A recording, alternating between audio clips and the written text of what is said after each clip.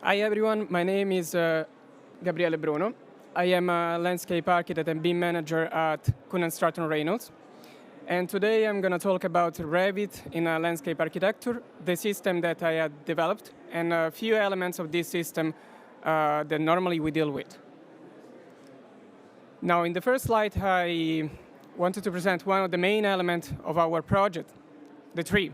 In Ireland, we have an enormous amount of native and semi-native trees, and I wanted to focus your attention on the variety of them. The color, the difference in sizes, in appearance.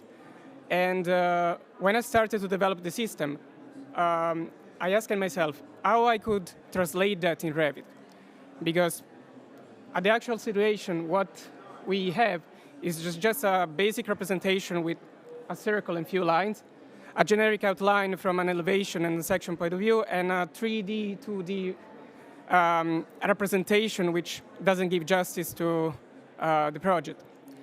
However, I have to be honest, because over the years, Autodesk implemented quite well their library. In relation to the tree, right now in 2023,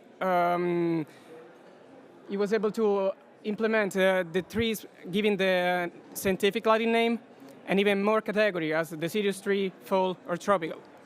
However, the detail and the data of each of these species were not enough. So I started developing the tree, and starting from a graphic perspective, and giving a specific outline and specific representation of each species, trying to match the characteristic of the tree. So on a floor plan, you would have a really specific outline, on elevation and section, a representation in 2D, and a realistic 3D representation matching the characteristic of every tree. For instance, this is an extract from a model where actually you can see that every tree has been developed according with the characteristic of the species. Now, I just put 4 of them, but the potential of that is just unlimited. Even the data has been implemented. So you can find, obviously, the scientific Latin name, the common name, the size of the tree, and in some cases, depending on the criteria, even the nursery where you can find that specific type of tree. Now, these trees have a multiple application, but one that is really useful is for the landscape planting drawings.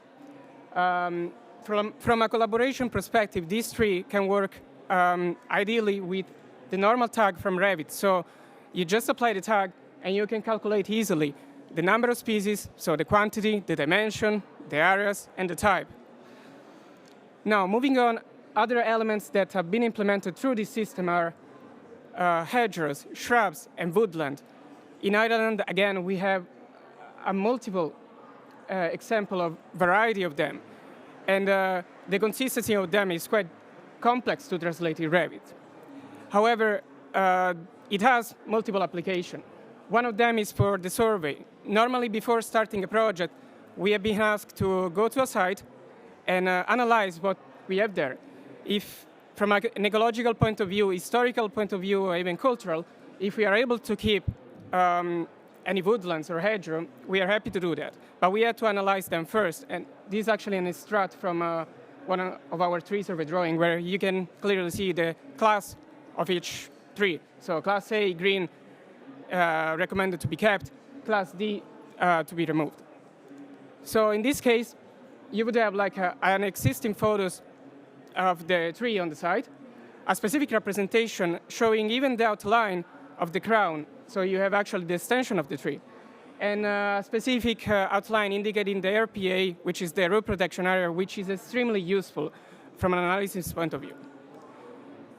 Now, in this slide, you can see that with these elements, it's easy to mimic the texture, the complexity of the tree. On one side, you can see the photo from the site, and on the other one, the representation of this tree.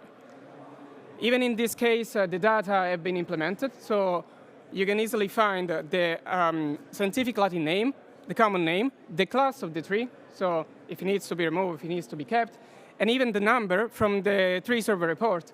So just by looking at the model and by clicking on each tree, you know exactly if that tree is in a good condition, if it needs to be kept, or if it needs to be removed.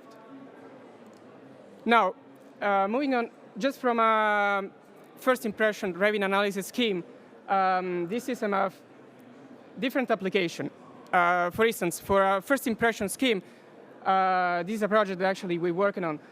We use it like a standard Revit tree, but we implemented applying the color of each tree. So just for a first impression, not from a modeling perspective, but for a first impression, we were able to understand how many trees we could keep and how many trees we needed to remove.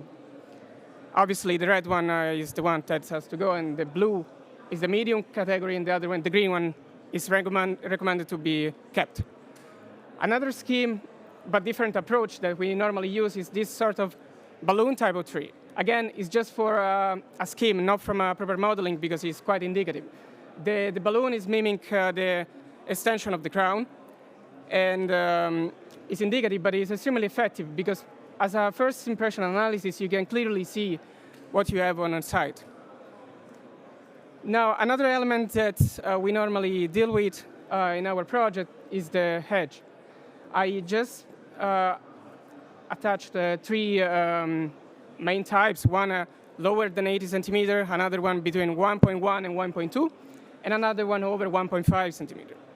So we found out that the best way to represent them is as a floor, because it's really light, it doesn't affect on the model, and you can clearly understand what's going on from a design point of view.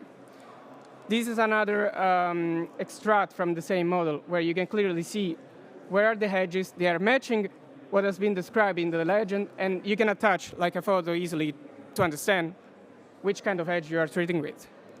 Again, even in this case, the data have been implemented, so you have the mix of species that you have in this specific edge, the size, and the class of this edge. Normally, we use another type of representation for edges. I wouldn't recommend, because it's not so much light compared to the other one. However, if you need to see from the beginning the vertical representation of the edge, this is the one that you should go with. It's basically a hedge applied using as a railing. And it's quite a classic approach. However, even in this case, the data have been implemented. Another important element that we deal with our system is the tree, but in our landscape. How can we make that more efficient from a modeling perspective? For instance, this is one of our common details where you can clearly see, it's a tree pit. You can clearly see the tree. You can see the structure of the tree pit itself, the roots, and the aeration system. So one solution that we applied is taking the tree that I just showed you previously and applied a box underneath, which is basically mimic the extension of the roots. So by inserting this specific tree, you can clearly see if there are any clashes with the service plan or with any pipes, for instance, from the engineer modeling. So it's extremely effective. Now, in the next couple of slides, I want to show you another interesting approach that we have in our system, which is the combined use of floors and filler region at the same time. This is a project that, as an extract of a project that we're working on, so you can see a summary of what I just described previously. So you can see the hedges, you can see the difference in materials, the trees as well. But in the same model, we have this type of representation, which is done by filler region. We found that the filler region itself can really help us to describe the material in our perspective. For instance, in this case, we needed to describe the topsoils. And just by looking at that, it's really easy to understand, without even reading the legend, what we have to deal with. And it's just inside the same model, so you don't need any drawing. Now I want to show you just a couple of applications in different scales. This is a small scale. It's a project that we worked at a couple of months ago. It's a model of two podium. You can see the variety of trees. You can see the differences material, the vertical representation of the tree, as well as in this other one, which is like an extract of a really huge new residential area close to Dublin. Actually, in this one, you can see even better the difference in sizes of trees, the representation of them, and the material, the consistency of the trees. So in conclusion, on one side on the right, you can see the standard tree of Revit, which is quite limited for implementation. And on the other one, you can see the tree in my system, which actually is open for implementation and has specific data. I know now that some of the features that I showed you can be achieved by a plugin, but my purpose was to create something that from a collaboration perspective was extremely useful, because not everybody might have the same plugin, and actually with a model, with this type of elements, everybody can work together. So again, in conclusion, the benefits of this system is just it's bespoke. It's open for implementation. You can have every data or every family specific for that project. The data is unique. It's open for implementation, and it can be used for 2D and 3D production software. And finally, we can have a detailed landscape information, which we couldn't achieve previously. So thank you for your attention. Again, I had just 15 minutes, and I could show you just like a few elements of this system. But if you want to know more, you just can send me an email, or I would be more than happy to answer some of your questions if you have. Thank you again. No?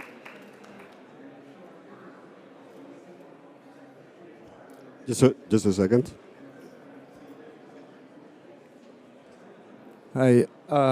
So the trees that you were showing are from in-house library, or you have an external library, a national library? Well, no, I built the library, so everything is bespoke. Yeah, that's the purpose that I thought when I started doing that, because I didn't want to use anything external from a collaboration perspective. So everything is in-house, everything is developed, and we actually keep developing according with the project. Obviously, depending where you're building your model or your project, you might have different variety of trees, different variety of vegetation. So the potential of this implementation is limitless, yes.